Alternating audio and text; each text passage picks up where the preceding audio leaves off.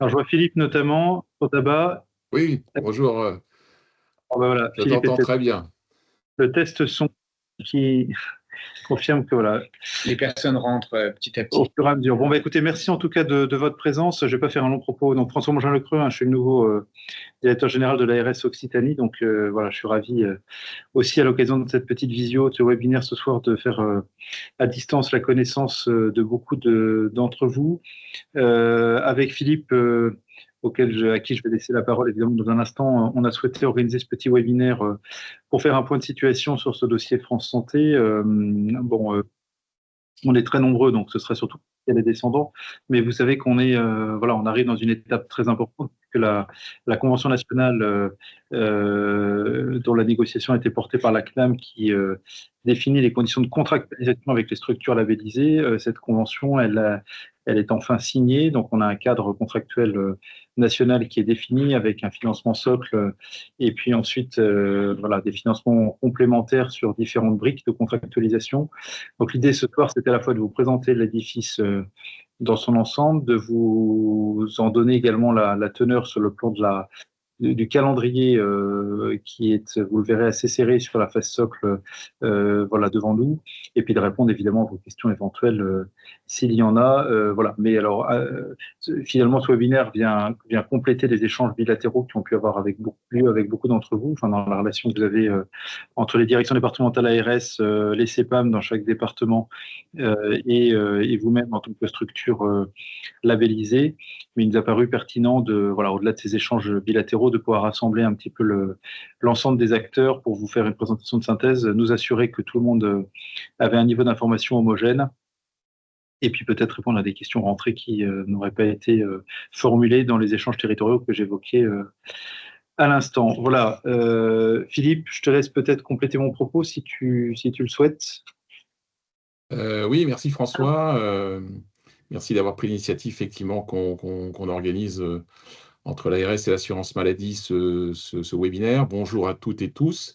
Peut-être vous dire que sur la partie des objectifs, vous le savez, le gouvernement a fixé un objectif à 5000 structures France Santé à l'horizon 2027. Et le principal message qu'on peut passer ce soir, c'est que, en fait, on souhaite que le maximum de maisons de santé pluriprofessionnelles, de centres de santé s'engagent dans la démarche, parce qu'en plus, dans la région, il y a eu un développement sur la période récente très important. Et vous le voyez, on a finalement quasiment l'objectif de la région, ce serait d'avoir un peu plus de 500 labellisation et contrat France Santé. Et avec aujourd'hui les structures MSP et CDS qui ont signé la CI, on est à 93%. Donc le challenge principalement, c'est de vous convaincre, les structures d'exercice coordonné, de rentrer dans cette démarche. Et une façon aussi de vous convaincre, c'est de vous dire que finalement, la démarche est assez simple, on y reviendra. Et surtout, la déclaration d'intention que vous ferez pour adhérer finalement au contrat France Santé, eh bien, elle vaut acceptation de l'avenant national. Donc, vous n'aurez pas de contrat supplémentaire à signer. On y reviendra sur les différentes procédures. Donc voilà, nous, on souhaite que le maximum de structures d'exercice coordonnées, de MSP, CDS s'engagent, centres de santé. Je pense qu'on a aujourd'hui un bon terreau et une bonne dynamique dans la région sur lequel on peut travailler. Et au fond, ce qui semble important, c'est de préciser les indicateurs socles. Cette démarche France Santé, elle vous permet de vous engager sur 3 critères qui sont cumulatifs, des critères qui finalement sont assez simples, assez évidents, mais en même temps essentiels pour notre système de santé. Le premier, c'est des tarifs opposables. La structure doit proposer des consultations de médecine générale à tarif opposable. Alors, pour les maisons de santé pluriprofessionnelles, c'est un objectif de 80% des médecins généralistes qui doivent facturés à tarif opposable. Et puis, vous le savez, pour les centres de santé, ça fait partie finalement d'une obligation des centres de santé qui ont adhéré à l'accord national, donc c'est déjà en place. Le deuxième critère, c'est la présence d'infirmières qui, évidemment, dans le binôme avec les médecins, est très important.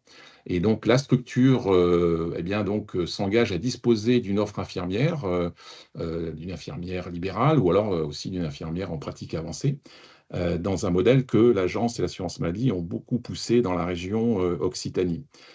Et donc, c'est un couple finalement d'infirmières ou d'IPA qui peuvent être associés, salariés, vacataires, ou alors, dans certaines situations, un partenariat qui peut être formalisé avec une organisation proposant une offre infirmière. Je pense à des centres de santé, à des SIAD ou avec des cabinets d'infirmières libérales. Et puis, le troisième critère d'engagement socle pour France Santé, c'est que la structure doit être intégrée aux soins non programmés régulés, c'est très important, et elle s'organise évidemment pour y répondre. Et donc, pour les MSP, l'objectif, c'est que 50% des médecins participent au dispositif du SAS qu'on a mis en place dans la région, partout dans les 13 départements. Évidemment, ils s'engagent à participer au SAS et ils s'engagent à répondre surtout, c'est le plus important, aux sollicitations du régulateur du SAS par rapport à la structure. Et puis, pour les centres de santé, c'est aussi finalement l'engagement d'adhérer quelque part au SAS et d'accepter l'interface entre le SAS et puis les médecins salariés des centres de santé, et puis pour certains aussi, de pouvoir participer au moins avec un des médecins salariés à la permanence de soins ambulatoires. Voilà. Ce qui est important d'avoir à l'esprit, on y reviendra à plusieurs reprises, c'est que la rémunération pour l'atteinte de ce socle, elle est liée, elle est modulée en fonction de la file active de la structure. Et ça, c'est un point sur lequel on reviendra. On a beaucoup parlé pour les MSP et les centres de santé de la somme de 50 000 € qui est dans l'accord, mais c'est une somme moyenne qui dépend d'une file active médiane. Et donc, on sera amené auprès de chaque structure à donner effectivement les chiffres prochainement.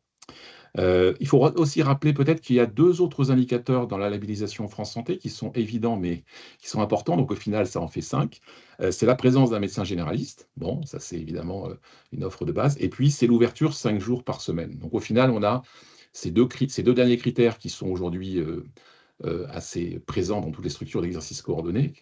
Et puis, ces 3 critères cumulatifs que je viens de citer. Et puis, au-delà de l'offre, je dirais, de socle, France Santé, donc, les indicateurs prévoient aussi des indicateurs complémentaires qui s'inscrivent dans une logique plutôt là de financement au projet. Il y a 4 briques qui ont été posées par l'accord national: l'accès aux soins, la prévention, la vulnérabilité et les parcours. Là aussi, peut-être garder à l'esprit que pour chacune des 4 briques, la rémunération est modulée par la file active de la structure. C'est comme pour le volet socle. Garder à l'esprit, c'est assez simple finalement, de manière très mémotechnique, il y a 4 briques et pour chacune des briques, des 4 briques, il y a 4 objectifs qui vous sont proposés. Et puis la structure devra atteindre au moins 2 objectifs par brique. Voilà, c'est un peu le 4-4-2 pour ceux qui regarderont le match de foot tout à l'heure. Et pour aller un tout petit peu plus loin, vous dire que finalement, sur ces objectifs complémentaires, il y a 3 principes qui sont importants et sur lesquels l'assurance maladie et l'ARS seront attentifs. C'est un principe de liberté, c'est-à-dire que la structure, vous allez choisir en fonction de votre territoire, en fonction de votre projet de santé, les objectifs que vous jugerez les plus pertinents parmi les propositions qui sont faites. Et je tiens aussi à dire que dans cette logique de liberté, les objectifs sont fixés par l'accord national. Ils n'ont pas vocation à être négociés dans le détail, ni sur leur contenu, leur périmètre ou leur niveau d'exigence. Ils sont posés par l'accord et finalement, quand vous choisissez dans une brique 2 objectifs, vous les choisissez et vous savez au départ, sans négociation finalement et très vite, quels sont vos challenges. Le deuxième principe, c'est la simplicité, puisque ça peut être des objectifs de résultats ou des objectifs de moyens. Et dans les 2 cas, on a souhaité qu'au niveau de l'assurance maladie, qu'ils soient facilement mesurables, que ça ne vous coûte pas du temps et de l'énergie pour finalement suivre l'évaluation de vos résultats. Soit c'est à l'assurance maladie de vous fournir ces résultats parce que nous les avons dans notre système d'information, soit ils seront déclaratifs, pour faire simple. Et puis enfin, c'est un principe de simplicité, puisque chacun des objectifs est assez concret et il contribue à l'amélioration de la prise en charge des patients pour évidemment des conditions d'exercice des professionnels de santé. Et c'est un cumul des deux, à la fois l'efficacité pour vous dans votre pratique et puis évidemment pour vos patients.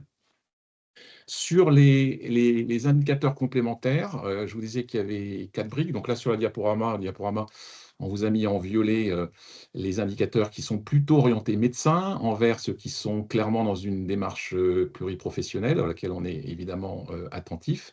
Et puis en italique, ceux pour lesquels les indicateurs ne sont pas encore, les modalités d'indicateurs ne sont pas encore complètement posées, puisqu'il faut avoir à l'esprit que la commission paritaire nationale, c'est la CPN au niveau national, les syndicats et l'assurance maladie seront amenés à les préciser. Donc ce qu'on peut peut-être retenir, c'est que sur l'accès aux soins, il y a 4 enjeux. Le premier, c'est d'encourager l'activité à domicile ou la téléconsultation assistée. Le deuxième, c'est d'encourager une meilleure amplitude horaire, notamment en début de soirée et ou le samedi matin.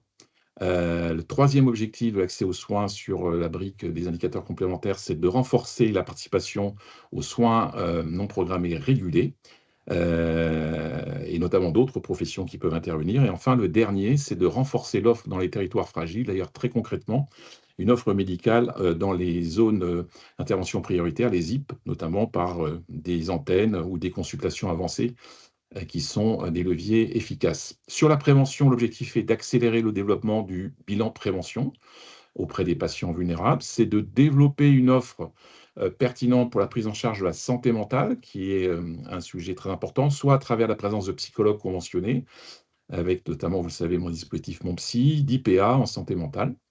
Le troisième objectif, c'est d'encourager la couverture vaccinale, que ce soit la grippe, le Covid, le pneumocoque, pour un certain nombre de pathologies chroniques, ou l'HPV, qui est une priorité régionale depuis 2 ans. Et enfin, d'encourager l'amélioration des taux de dépistage, notamment les dépistages classiques sur les cancers, mais aussi la maladie rénale chronique, le diabète, et en prenant en compte les inégalités en santé. La troisième brique, porte sur la vulnérabilité, avec le souhait de favoriser la prise en charge des patients en situation de précarité. Et pour finalement, les marqueurs qui ont été posés, c'est les bénéficiaires de la C2S ou de l'aide médicale État. Le deuxième objectif est la vulnérabilité et une prise en charge meilleure en termes de renforcement de l'offre médico-sociale avec des partenariats.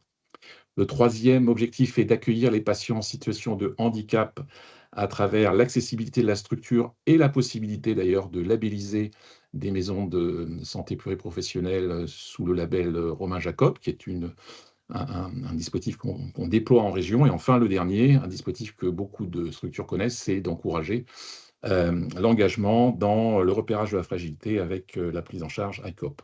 Et enfin, sur les parcours de santé, l'objectif est d'encourager la participation aux programmes nationaux, notamment donc sur la maladie rénale chronique, de travailler à poursuivre l'action zéro patient ALD sans médecin traitant que les structures conventionnées connaissent bien, de renforcer la coordination entre les professionnels de santé de la structure par rapport au suivi de leur patientèle en affection longue durée, et enfin de diminuer le délai d'accès au second recours, notamment à travers la présence de spécialistes, à travers les équipes de soins spécialisées que nous avons commencé à déployer et une meilleure articulation ville-hôpital. Ce qu'il faut retenir, le message qu'il faut vraiment retenir, c'est que les indicateurs complémentaires, on a un peu de temps devant nous.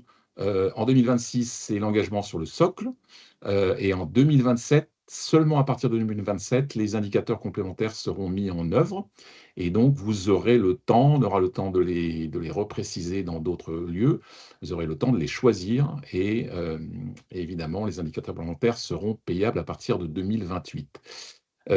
Sur le détail, je ne vais peut-être pas tout détailler, mais peut-être prendre juste notamment sur le sujet de peut-être aller des parcours. Voilà.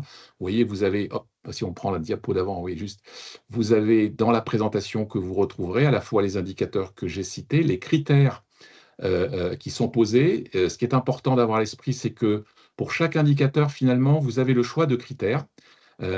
Si on prend, par exemple, valoriser l'organisation et sur le délai d'accès aux spécialistes, vous voyez que vous avez soit l'organisation poser une organisation avec des ESS, des CPTS, des structures hospitalières, ou la présence de médecins spécialistes en secteur 1, secteur 2. Donc, c'est là aussi une grande liberté, finalement, sur un même indicateur, de choisir des critères qui peuvent être plus opérationnels, plus proches, plus efficients pour une structure d'exercice coordonné. Et puis, vous avez une proposition de seuil qui est définie en face, qui est assez précise, ou alors qui amène, comme je le disais tout à l'heure, un approfondissement en commission paritaire nationale. Mais je ne vais pas tout détailler parce que ce serait un peu redondant. Peut-être en venir à l'essentiel sur la rémunération associée. Donc, c'est donc pour les structures d'exercice coordonné, et l'agence, l'ARS reviendra tout à l'heure sur les structures qui ne sont pas conventionnées avec stricto sensu avec l'assurance maladie. Mais pour les structures d'exercice coordonné, bon, le principe, c'est, on y reviendra là aussi largement, c'est de faire la demande avant le 10 juillet. C'est de déposer la demande avant le 10 juillet. C'est en 2026 l'idée qu'on part sur un financement intégral sur le socle, donc avec une moyenne de 50 000 euros.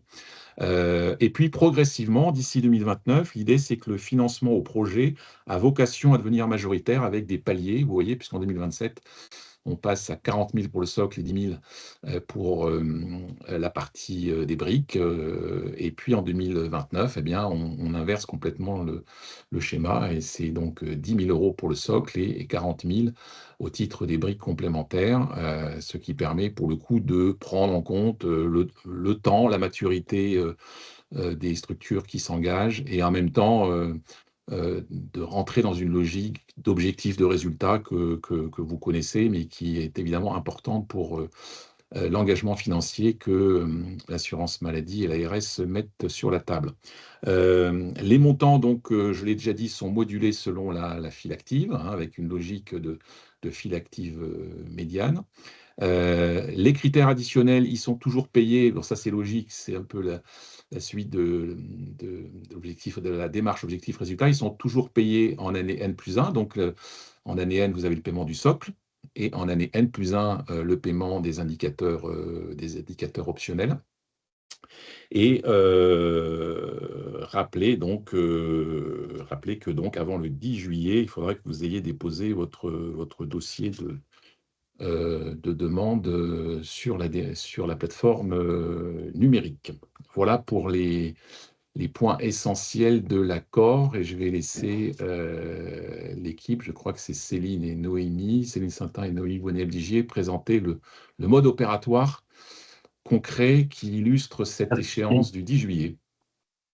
Merci Philippe. Peut-être juste si tu me permets, avant de laisser la parole Enfin, il y a beaucoup de questions dans le chat, on y reviendra tout à l'heure, et puis merci à nos équipes réciproques qui répondent sur le sujet. Peut-être juste 3 points en rebond de ce que tu as présenté de façon détaillée, et tout ton contrôle, bien sûr Philippe, je te laisse corriger mon propos si besoin. Premier point, donc vous avez compris qu'après la phase qui était la phase communicationnelle, entre guillemets, de mise en visibilité de toutes les initiatives dans les territoires visant à améliorer l'accès aux soins, on rentre dans une phase donc, qui est une phase maintenant de contractualisation financière. Donc ça, c'est le premier point. Deuxième point, vous l'avez compris, Philippe l'a très bien expliqué, tout le monde cette année 2026, dès lors qu'une structure accepte de rentrer dans la dynamique de labellisation, tout le monde, sur simple déclaration d'intention, a droit d'accéder au socle sous réserve de confirmer cette intention avant. Alors effectivement, Philippe a eu raison de le rappeler, c'est la date du 10 juillet qui est aujourd'hui officiellement retenue. Cela étant, nous, on vous incite fortement, avec Pascal Durand, là, qui est à mes côtés, on vous incite fortement à manifester votre intention en amont du 10 juillet, parce qu'ensuite, après, toute déclaration d'intention qui arriverait postérieurement au 10 juillet donnera lieu lieu automatiquement à une décote sur 50% de l'année, et puis ensuite après, prorata temporis. Donc on a intérêt quand même à, voilà, pour assurer, pour éviter toute mauvaise surprise, à pouvoir anticiper cette déclaration d'intention. Il y a une plateforme numérique dédiée qui permettra de déposer cette déclaration d'intention. On vous recommuniquera les coordonnées. Et puis alors, troisième élément, surtout, c'est celui qu'évoquait Philippe Tontaba juste à l'instant et qui me paraît très important dans la compréhension globale, parce que je vois dans le chat que certains s'interrogent là-dessus. Le principe, c'est que le financement sur le socle, il est dégressif. Donc, tout le monde a le droit au socle cette année. En revanche, pour garder les 50 000 euros qui sont la base de la contractualisation, il faut pouvoir s'engager sur les différentes briques complémentaires.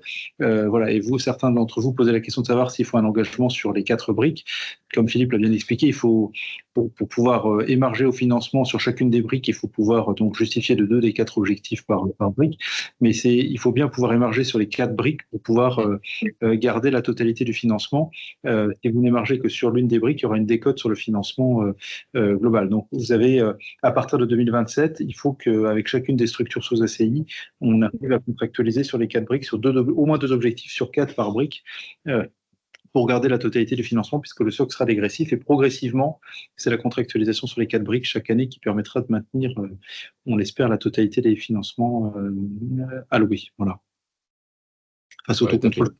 Voilà. Non, tout à fait, sachant qu'il y a une grande, il y a il y a de grandes possibilités de choix de contractualisation. Hein. Il y a finalement, pour chaque indicateur, je l'ai dit tout à l'heure, il peut y avoir 2 objectifs à choisir parmi 2 objectifs. Donc ça laisse une grande souplesse, une grande possibilité pour les structures de trouver des objectifs qui soient à la fois raisonnables en termes d'atteinte de résultats et en même temps qui sont un marqueur vraiment d'avancées complémentaires pour les assurés sociaux et les patients. Je crois que c'est ça aussi l'enjeu, c'est qu'on puisse montrer que France Santé sert à quelque chose et fait bouger des lignes pour les patients concrètement dans leur prise en charge. Voilà. Et donc il y a peut-être une partie importante, c'est que j'ai beaucoup parlé, moi, des MSP et des centres de santé, mais il y a aussi d'autres structures sur lesquelles nous n'interviendrons pas, nous, assurance maladie, mais c'est l'Agence régionale de santé qui interviendra sur le FIR. Et je crois que c'est ça que Céline doit présenter dans la foulée. Voilà. Merci Philippe. Oui, beaucoup de questions. Alors, on essaie de répondre au fil de l'eau. Et de toute façon, il y aura en effet à la fin de la séquence une série de questions-réponses. Vous l'avez remarqué, vous n'avez pas les micros, donc vous avez tous trouvé la discussion. Et si on n'arrive pas à répondre à toutes les questions, bien entendu, on vous fera une fois aux questions. On nous a demandé si le diaporama serait diffusé. Oui, le diaporama sera diffusé. Pas mal de questions, en effet, sur la date et surtout, Philippe, on y reviendra après, sur le calcul du socle par rapport à la file active. Des questions, bien sûr, sur les briques, mais le directeur général a répondu. Voilà, on essaiera de revenir au maximum, et de toute façon, on vous fera un écrit après pour reprendre les questions. Et puis, comme l'a précisé Philippe Tontaba, de toute façon, sur ces indicateurs, il y aura des échanges, bien entendu, avec les CEPAM et les équipes de l'ARS. Donc, pour les structures, en effet, qui ne sont pas conventionnées, parce que là, du coup, on n'a parlé que de l'ACI et des structures qui sont conventionnées, on a en effet un levier financier qui est le FIR, hein, le Fonds d'intervention régional à la main de l'Agence régionale de santé. Et on va pouvoir, là aussi, pour les structures qui sont labellisées, donc on a déjà des structures qui sont labellisées mais qui ne sont pas conventionnées, on va pouvoir vous appuyer pour soutenir les projets, donc des projets qui peuvent notamment concerner l'amélioration de l'accès aux soins avec les nouveaux lieux de consultation. Hein. On a des nouveaux lieux de consultation qui ont émergé avec le dispositif Médecins solidaires. On peut accompagner les projets pour développer des parcours spécifiques.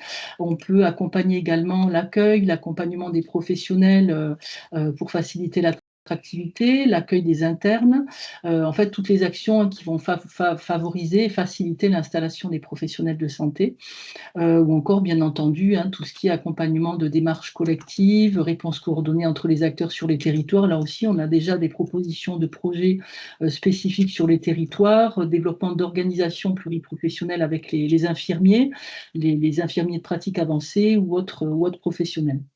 Voilà, donc du coup, le principe au niveau du FIR, c'est il faut aussi, on va le voir après, il faut bien entendu que vous ayez aussi une déclaration d'intention sur démarche numérique, c'est le même procédé.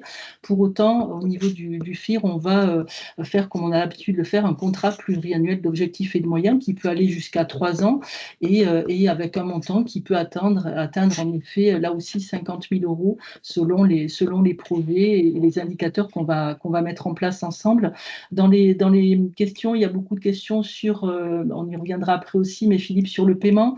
Et pour vous donner un petit peu de lisibilité sur le paiement, que ce soit ACI ou le contrat, vous aurez de toute façon les paiements à partir de septembre, hein, le temps de laisser l'instruction durant l'été. Et bien entendu, on va revenir sur la date du 10 juillet dont a parlé Philippe Trottava. Donc sur les démarches, alors peut-être oui, sur les démarches à réaliser, la première étape, vous l'avez compris, parce qu'aujourd'hui, je crois qu'il y a plus de 130 structures qui ont déjà déposé leur déclaration d'intention, hein. Donc aujourd'hui, on a plus de 200 structures labellisées en Occitanie et on a déjà là, bien avant le 10 juillet, 130 structures qui se sont positionnées, qui ont déclaré leur intention avec une proportion plus importante de structures ACI. Donc la première étape, hein, c'est de déclarer l'intention. On vous remettra dans le chat le lien pour déclarer l'intention. Date limite, en effet, pour que le socle ne soit pas proratisé, c'est le 10 juillet. Alors, pour les structures déjà labellisées France Santé, vous avez déjà reçu un courrier de labellisation qui devra être joint directement dans la plateforme. Et pour les structures qui ne sont pas labellisées, la démarche est la même. Vous devez déclarer votre intention.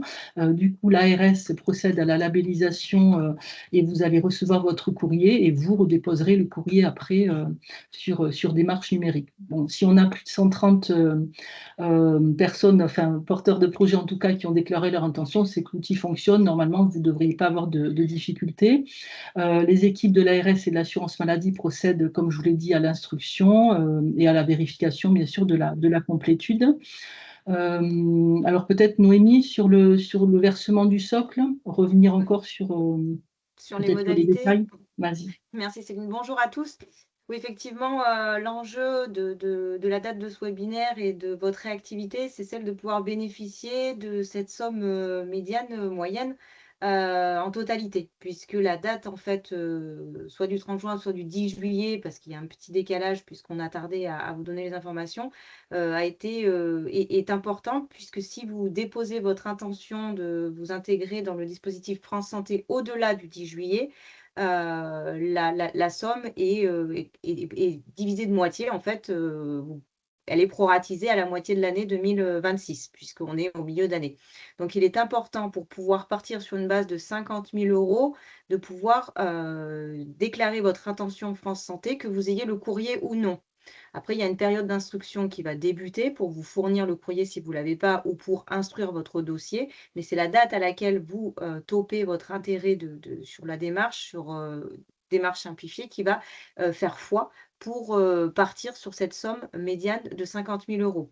Donc ensuite, elle est modulée, donc il y a 2 modalités de modulation, hein. Une première liée à la date de dépôt et une seconde liée à votre fil médiane de structure. Cette information est fournie à l'assurance maladie, aux différentes CEPAM. Elle sera fournie par la Caisse nationale, puisque le montant du financement sera calculé par l'assurance maladie à partir des files actives médianes que vous avez au 31 décembre 2025. Pour les structures qui se sont constituées au-delà de cette date, les modalités vous seront définies ultérieurement. On n'a pas encore toutes les informations, mais là, ce qu'on peut vous dire, c'est la file médiane du 31 décembre 2025 qui fait foi par rapport à la file médiane nationale, à une information nationale, et qui vous fixera en fait si vous êtes au-dessus des 50 000 ou en dessous des 50 000, et qui donnera cette information pour vous permettre de disposer des financements 2026.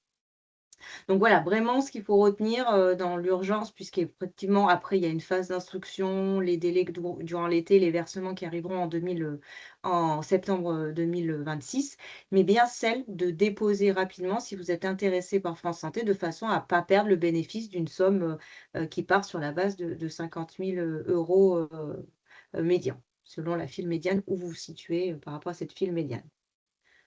Voilà ce que je pouvais préciser sur ces informations, sachant que les informations vont nous arriver aussi ultérieurement et que ça sera individuellement que les équipes des CPAM et des DDARS travailleront avec vous sur vos situations individualisées et personnalisées.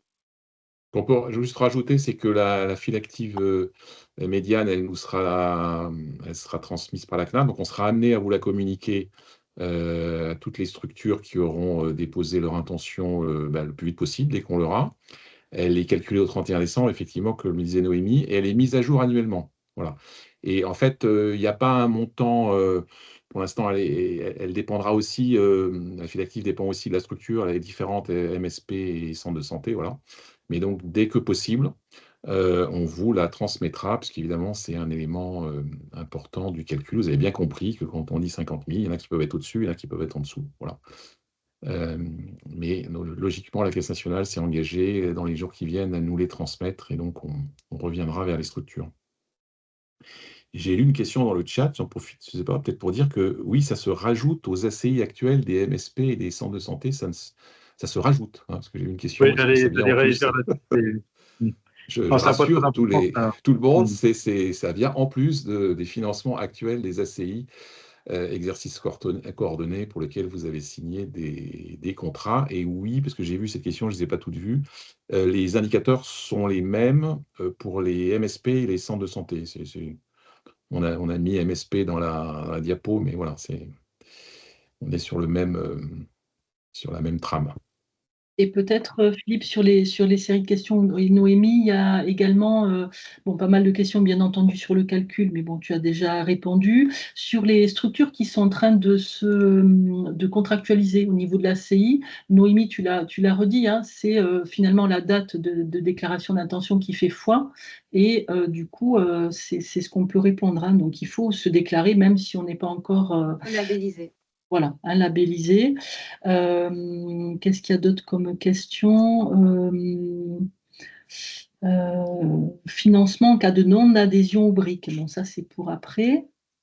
Mais tous ces éléments-là, je vous laisse répondre, mais ce sera travaillé au fur et à mesure. Hein, Oui, on viendra à préciser les choses. Hein. Pour l'instant, effectivement, l'urgence, c'est vraiment de déclarer son intention. Partir sur la phase socle, où là, pour 2026, l'enjeu et votre positionnement, c'est être en capacité de répondre aux 5 indicateurs assez courants finalement dans ce qu'on connaît sur notre région. Et ensuite, effectivement, une discussion qui viendra sur les indicateurs complémentaires. Vous avez déjà les informations pour voir un petit peu par rapport à votre territoire et par rapport à la dynamique sur quoi vous souhaitez vous engager, qui finalement pourrait être plus de la donner de la visibilité aux choses qui sont déjà faites dans les MSP et les centres de santé, hein, parce qu'on les connaît bien et c'est déjà des choses que vous prenez en charge régulièrement, autant sur les patientèles en difficulté ou les plus fragiles, que ce soit sur des objectifs de prévention ou de parcours. Donc c'est vraiment un dispositif qui a vocation de valoriser finalement les résultats liés à vos actions au quotidien et qui se construiront avec vous et les partenaires sur la fin de l'année, sur le trimestre 4, pour déterminer en 2027, au 1er janvier 2027, dans quel défi vous vous lancez, avec une analyse en 2028. Donc là, on est sur une construction collective, commune, qui va se faire progressivement. Là, l'année 2025-26, on est sur le socle qui vient en fait être ajouté de 3 objectifs que vous aviez l'habitude aussi d'avoir sur les ACI de manière assez structurelle pour vos organisations. Socle qui est tout Oui. à fait accessible. Le socle correspond à des objectifs, je pense que toutes les structures d'exercice coordonné sont en mesure d'atteindre pour 2026. Et encore une fois, elles n'ont pas l'obligation de les avoir au moment où elles s'engagent, hein. Elles s'engagent à les atteindre. Voilà, donc là aussi, s'il y a 1 ou 2 objectifs qu'il faut corriger, vous avez finalement toute l'année 2026 pour le faire. On ne va pas vérifier l'atteinte de vos objectifs du socle au moment où vous déposez votre dossier. C'est un engagement de votre part à dire j'adhère à ce socle et on fera le bilan à la fin de l'année 2026. Donc ça laisse quand même 6 mois pour sur quelques indicateurs du socle qui ne seraient pas atteints pour les mettre en œuvre. C'est tout à fait Ce qu'on réaliste. peut dire peut-être, Philippe, aussi globalement, c'est que vous l'avez bien compris, enfin, autant se dire les choses, c'est un dispositif qui a été conçu pour que, alors, tu l'as dit à l'instant, chacun puisse bénéficier du socle. Enfin, voilà, toute structure d'exercice coordonné, quelle qu'elle soit, remplit les critères socles avec cette modulation sur la file active patientèle, mais pour le reste, tout le monde doit pouvoir émerger sur le socle. Ensuite, après, même dans les phases donc ultérieures, 2027, 2028, 2029, le système de contractualisation par brique est ainsi fait avec cette souplesse sur 2 objectifs sur 4, etc., pour permettre quand même, sous réserve d'un minimum d'engagement, évidemment, et d'un minimum de volontarisme, et tout c'est fait de manière telle que toute structure ayant un projet et manifestant cette volonté d'améliorer l'offre doit pouvoir trouver les objectifs dans chacune des briques qui lui permettent de démarger. Donc il faut vraiment être quelque part, comme le rappelait Thomas Fatome récemment, avec qui on en parlait, il faut vraiment faudrait vraiment le faire exprès pour parler de façon un peu caricaturale, pour ne pas émerger sur les briques supplémentaires. Bon, mais simplement, ce qui est intéressant dans le système, c'est qu'il y a quand même une démarche voilà, volontariste de réflexion sur un projet supplémentaire à celui que vous avez d'ores et déjà mené et qui doit permettre d'améliorer l'offre et de justifier que cette démarche de labellisation et ces financements supplémentaires viendront quand même améliorer l'offre. Et puis pour les structures qui sont hors ACI, parce que je vois que c'est des questions également dans le chat, l'idée, comme ça a été très bien expliqué par Céline Saintin, c'est de s'inspirer quand même de l'architecture globale socle, brique, telle qu'elle s'applique pour les structures sous ACI.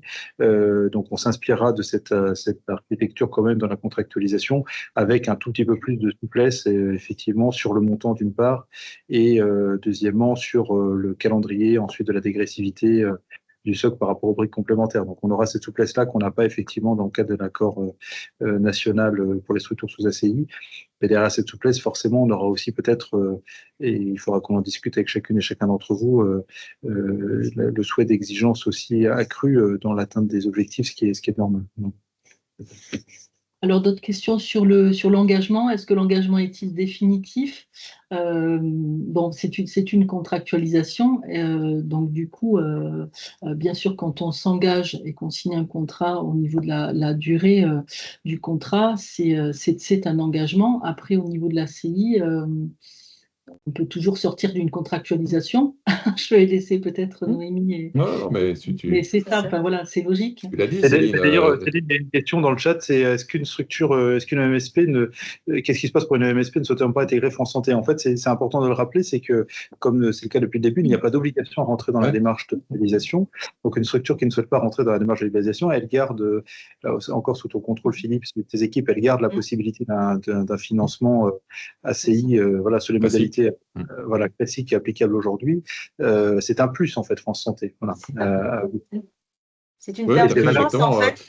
On a quelques structures d'exercice coordonné qui n'ont pas labellisé, pas beaucoup, hein, mais il y a quelques-unes encore qui n'ont pas signé l'accord ACI classique. Donc, c'est peut-être aussi une façon pour elles de rentrer dans France Santé alors qu'elles n'ont pas voulu s'engager dans un ACI plus complet. Ça reste sur la base du volontariat, c'est du plus.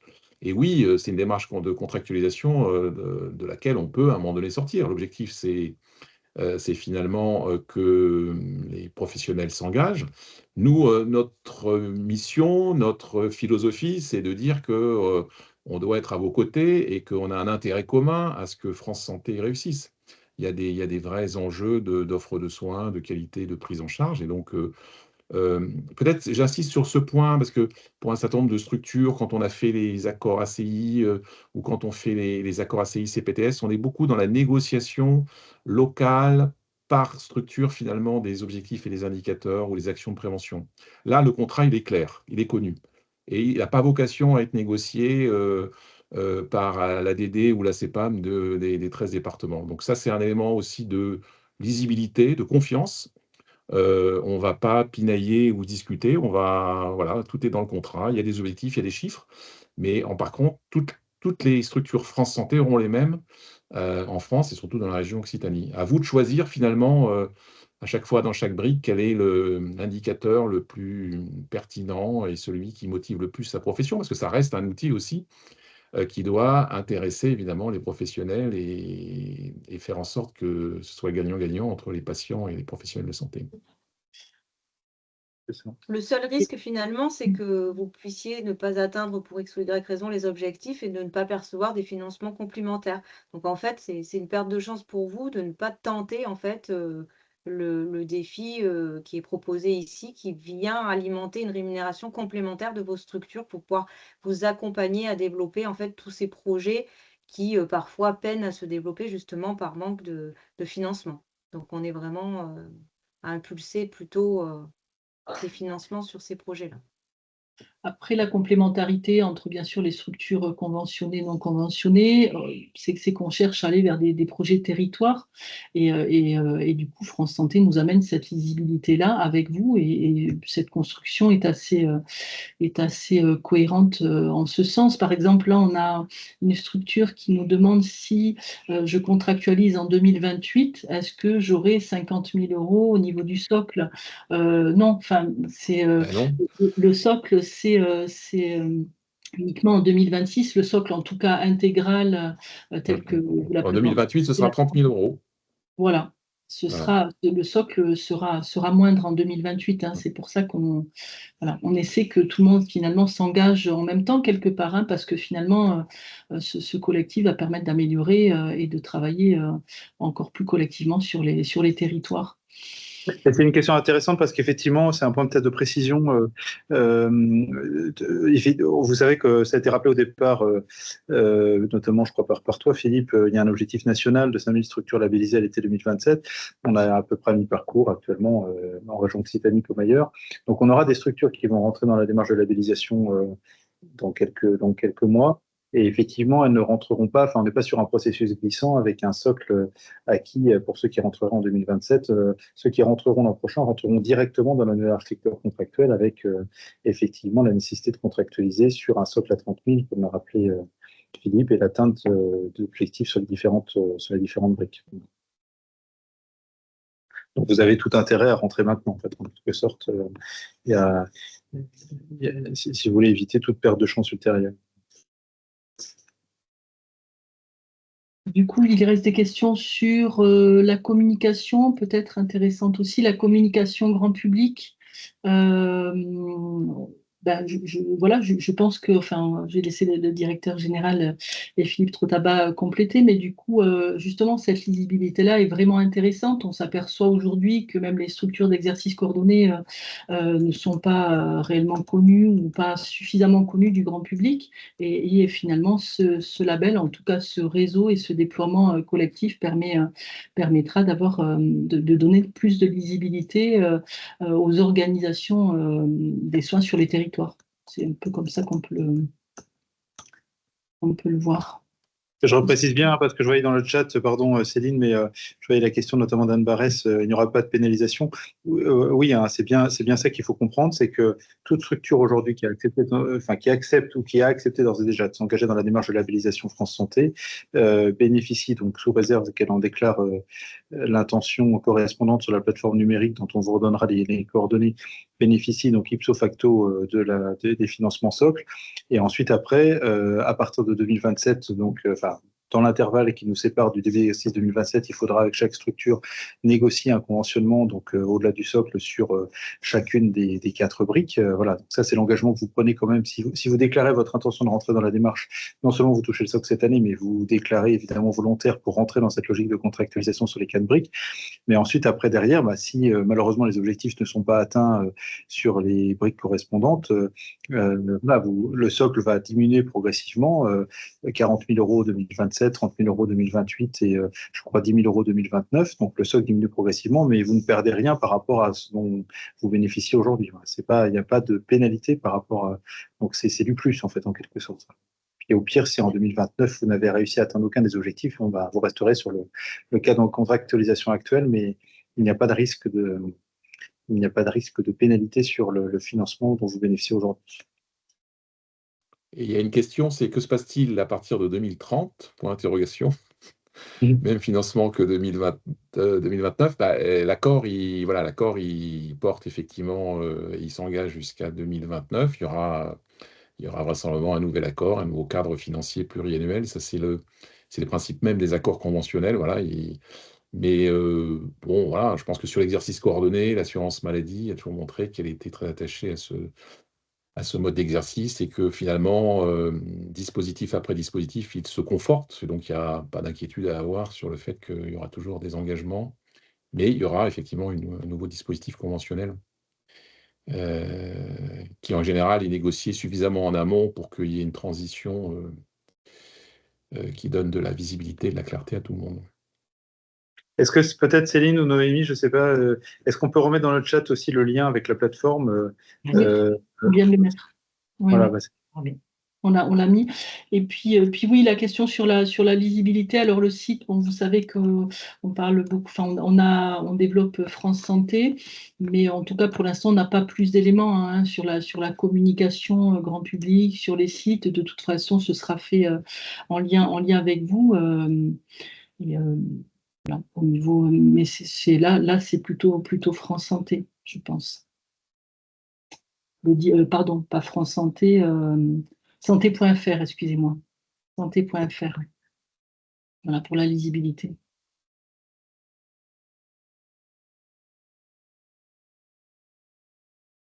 Il y a une question sur est-ce qu'il faut augmenter la patientèle de médecins traitants? Alors, ce n'est pas un objectif SOC, c'est un des objectifs des parcours et c'est un des quatre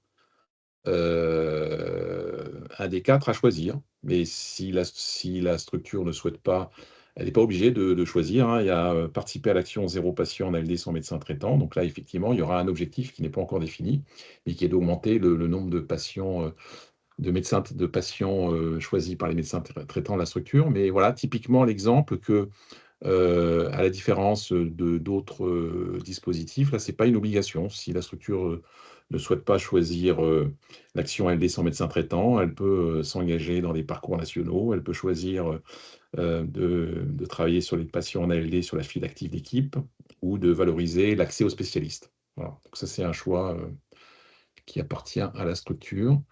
Et les attendus sur le nombre de patients Oui, ouais. pardon, vas-y. Oui, est-ce que l'infirmière azalée rentre bien dans le critère SOC? J'imagine que oui, sur la présence d'un IDE dans la structure. Oui, puisque j'ai montré tout à l'heure que finalement c'est assez large sur les infirmières, hein, ça peut être aussi des accords, etc. Donc sur les infirmières azalées qui a beaucoup agité la profession et les structures d'exercice coordonné, je rappelle que l'assurance maladie est favorable à ce dispositif. Oui, ça rentre comme un des éléments. L'essentiel pour nous, c'est d'avoir une présence, cette espèce de couple médecin-infirmière, et donc pas de souci, ça peut être des infirmières salariées. Et donc azalée rentre dans le dispositif, oui. Alors, enfin, vous demandez de répondre sur le calcul de la file active. Les éléments seront transmis, hein, Philippe, la semaine prochaine, hein, c'est ça? Oui, La CNAM s'engage vis-à-vis des CEPAM, donc on espère que ce sera tenu. Mais oui, l'idée, c'est qu'elle va être calculée par la Caisse nationale, elle va être calculée au niveau d'une file active de référence au niveau national. Et puis ensuite, donc, on pourra calculer la file active de la structure pour chacune des structures qui auront candidaté. Donc ça viendra assez vite. Voilà. Et je précise parce que il y a une question qui nous avait, je crois, été posée. À ma connaissance, il n'y a pas de socle minimum, hein. Voilà, donc je ne connais pas encore la distribution à partir de la file active nationale, qu'est-ce que ça donnera, mais voilà, il n'y a pas de. Et ce qui est important peut-être de retenir, c'est qu'elle est mise à jour annuellement. Voilà. Donc, voilà, évidemment, un des objectifs aussi, il n'y a pas d'objectif stricto sensu autour des patients n'ayant pas de médecin traitant, c'est un choix. Mais ce qui est important, évidemment, c'est que le dispositif du socle, il est calculé par rapport à une file active qui a tendance quand même à augmenter. Et c'est ça que l'on cherche aussi. Donc voilà, c'est vrai que plus la file active de la structure est importante, plus elle se développe, plus la partie socle et la partie des briques, hein, puisque je rappelle que c'est modulé aussi, la partie des briques, plus la structure émargera au dispositif financier France Santé. Donc il y a pour nous, évidemment, l'enjeu, c'est d'offrir un accès aux soins supplémentaires. Donc finalement, que plus de patients puissent être couverts et avoir des services complémentaires en matière de prise en charge. Donc c'est plutôt la file active de la structure qu'il faut regarder.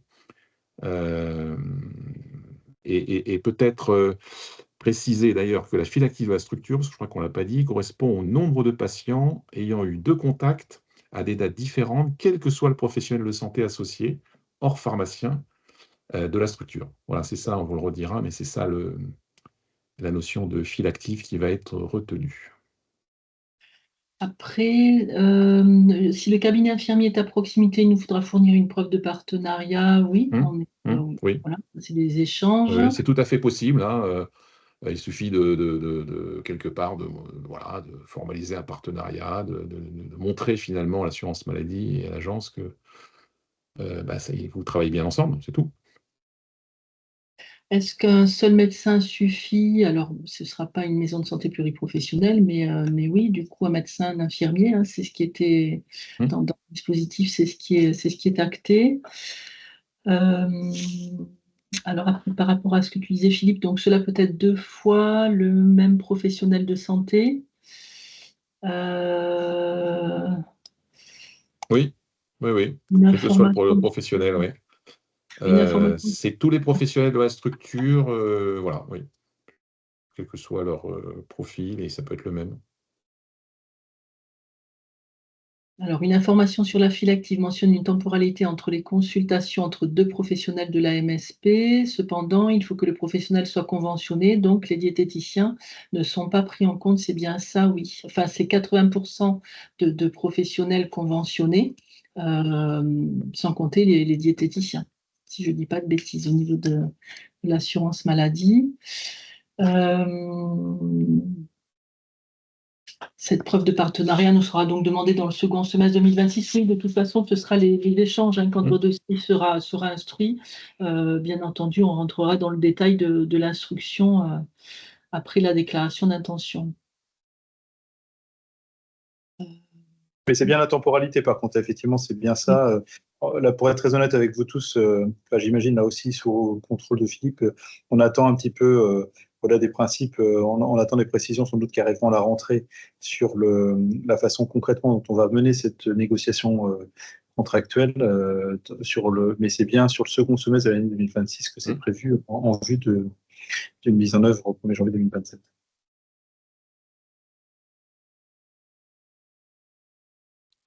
Voilà, les structures ont l'habitude de toute façon de gérer avec les CEPAM et les gestionnaires en fait, de MSP, de centres de santé. Donc, c'est déjà des points de situation réguliers qui sont faits sur les objectifs qui sont déjà… En fait, c'est un dispositif qu'on a déjà mis en place. Là, on rajoute des objectifs et on va au-delà de ce qu'on faisait.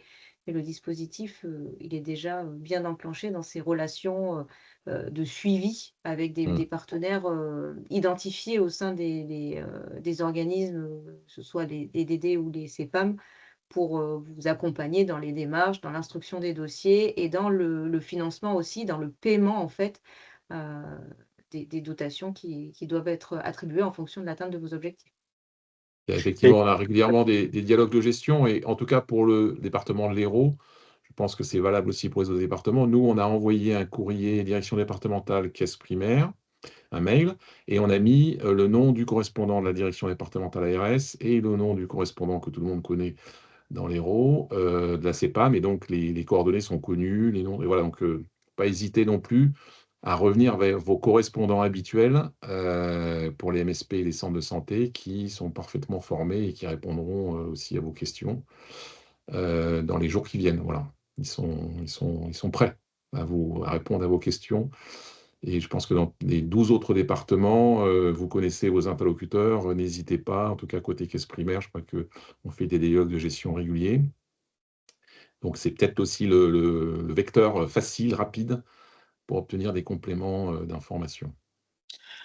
Il y avait une question là dans le chat aussi, pourquoi ce label France Santé plutôt qu'une évolution des aciers existants?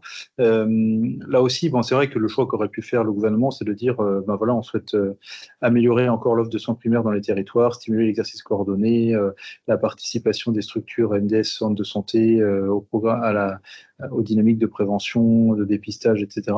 Bon, et on le fait en ajoutant une enveloppe de 30 000 euros ou de 50 000 euros sur les 80 000 euros existants aujourd'hui dans la dynamique de contractualisation ACI. Bon, le choix qu'a fait le gouvernement, c'était d'essayer de donner un peu de visibilité. Effectivement, dans la démarche France Santé, il y a une dimension un peu marketing aussi, c'est-à-dire que le Premier ministre, le ministre de la Santé estime qu'à travers l'obtention du label, on crée aussi à la fois une forme d'incitation supplémentaire pour les structures concernées, parce que ça leur permet d'avoir un label qu'on peut apposer voilà, sur la structure en tant que telle. Et puis, c'est aussi un enjeu de mise en visibilité des efforts faits. Donc, ça vous permet aussi, vous, et c'est normal, de communiquer vis-à-vis du grand public sur le fait que, voilà, dans un contexte difficile où la ressource médicale est rare, où on sait qu'il faut être imaginatif, c'est une manière de valoriser aussi ceux qui font preuve de cette imagination-là et qui s'engagent. Donc, c'est une dimension, le label, c'est effectivement une dimension communicationnelle, voilà, mais qui vient derrière gratifier des efforts avec l'objectif d'une mise en visibilité pour l'opinion publique. Donc, c'est plutôt bien. Si on était resté simplement sur la CI en rajoutant 50 000 euros de plus, personne ne l'aurait vu. Là, en l'occurrence, l'idée, c'est que les gens le voient et puis ça valorise aussi les efforts que vous ferez individuellement pour améliorer l'offre. Pour le grand public, ça a du sens. Moi, je me rappelle que France Assos Santé avait fait une étude. On voyait bien que MSP, etc., voilà, on ne sait pas toujours ce qu'on met derrière. Donc, je pense que ça donne un langage commun. Et en tout cas, c'est une démarche de contractualisation qui est pas nouvelle hein, pour les structures d'exercice coordonné. On a l'habitude de le faire, on a des objectifs. Voilà, donc ça ouvre le panel des solutions, des projets.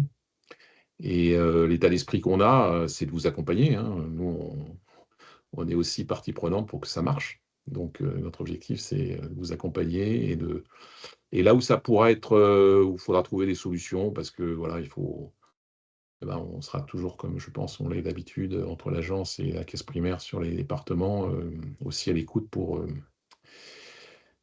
être au rendez-vous. Il y a une question d'ailleurs, Philippe, auquel moi je n'ai pas la réponse. Je ne sais pas si tes équipes, Noémie, l'ont.